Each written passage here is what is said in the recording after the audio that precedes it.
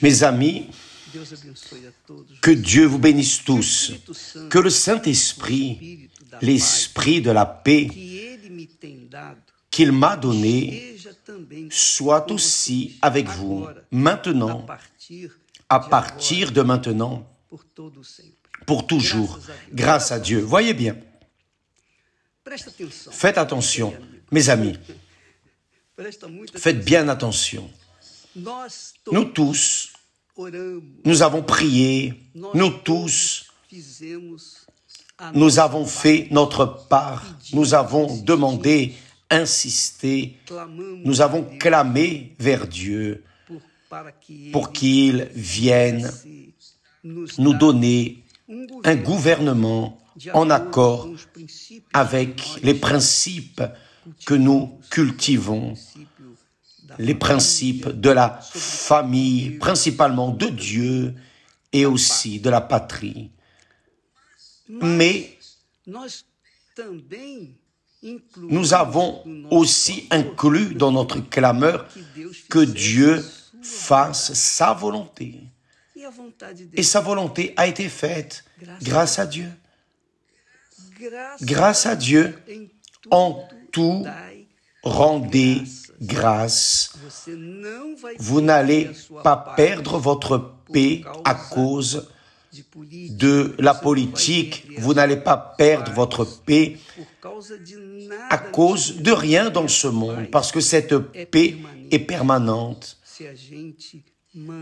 Si nous maintenons notre tête, notre esprit, notre intelligence, notre capacité de raisonner en accord avec la parole de Dieu.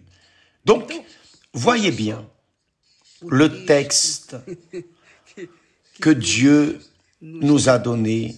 Il dit ainsi, là dans sa parole, à travers le prophète Habakkuk, il dit, « Car le figuier ne fleurira pas, la vigne ne produira rien,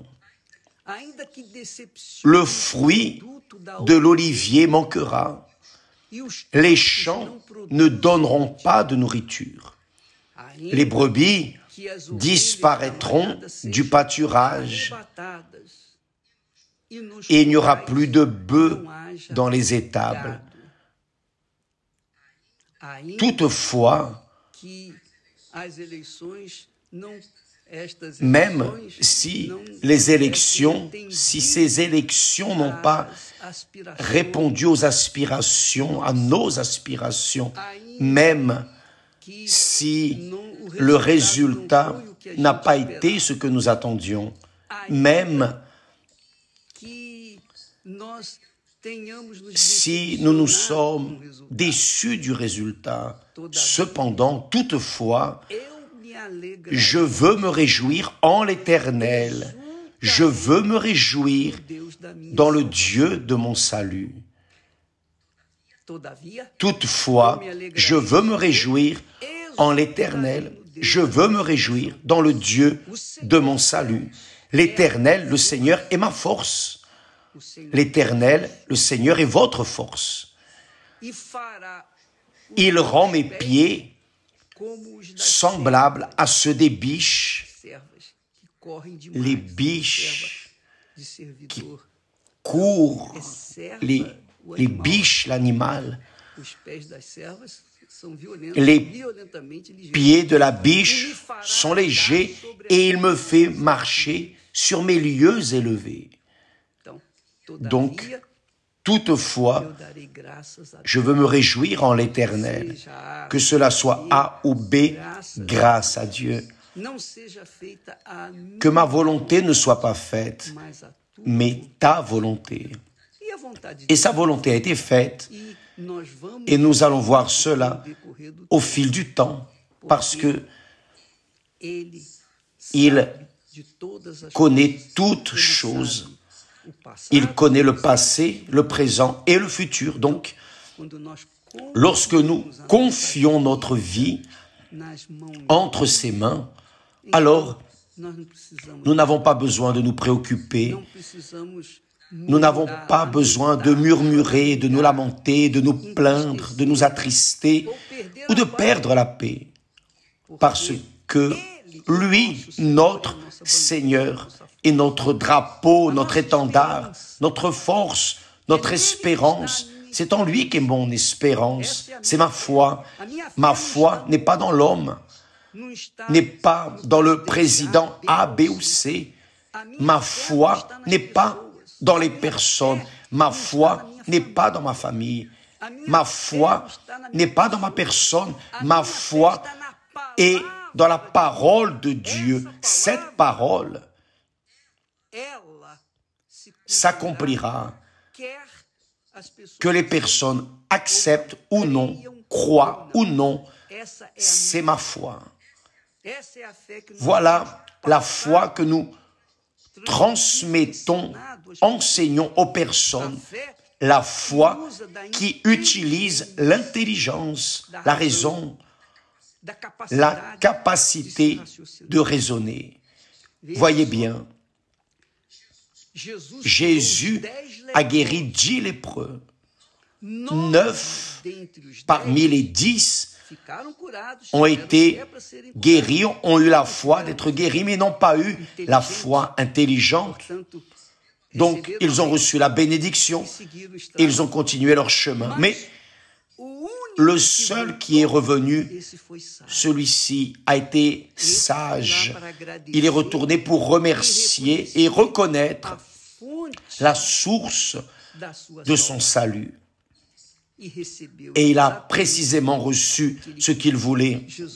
Jésus lui a dit, « Va, ta foi t'a sauvé. » Mes amis, c'est la foi qui doit diriger la vie de chacun d'entre nous.